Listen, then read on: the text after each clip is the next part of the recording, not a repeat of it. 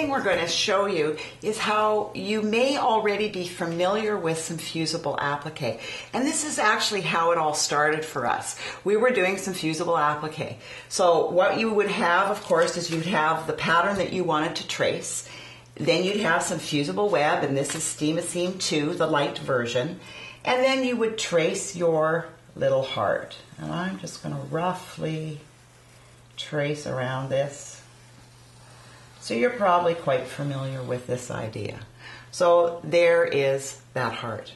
The next thing you need, of course, is you need some fabric to put your heart onto. And I don't like wasting quite so much fusible web, so I would take my scissors and I'd roughly cut out around this. I'd leave a little allowance around so that when it's ironed onto my fabric and I cut it out the second time, the real time, there's fusible right along each edge. So Steam-A-Seam has two papers, and one comes off, and that's the sticky part. And you can see that there. And of course, you know always it goes on the wrong side of the fabric.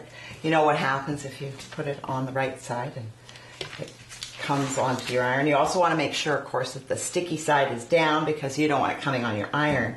This is a Teflon pressing sheet. It's a very useful tool when you're doing any fusing.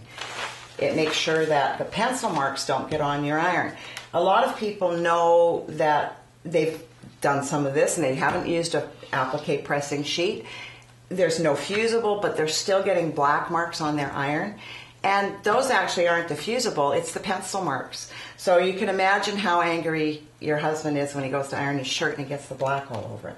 So we just your husband my irons? husband irons his shirt. He does. You're he lucky. Does. I trained him very well.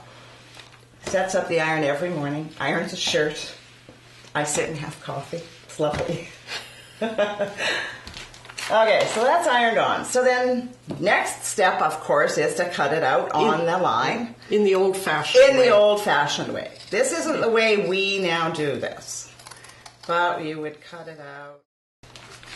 And that's how you used to do fusible applique. Now, miracle of miracles, we realized there is a perfectly nice design here, ready for something. So what can you do with it?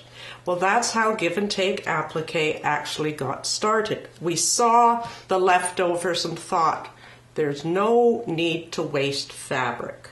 So now we're going to show you, through the miracle of modern technology, the give and take method. And in this case, what we've got here is a paper pattern. This is actually the design that you get as a PDF. And we've cut this to a certain size.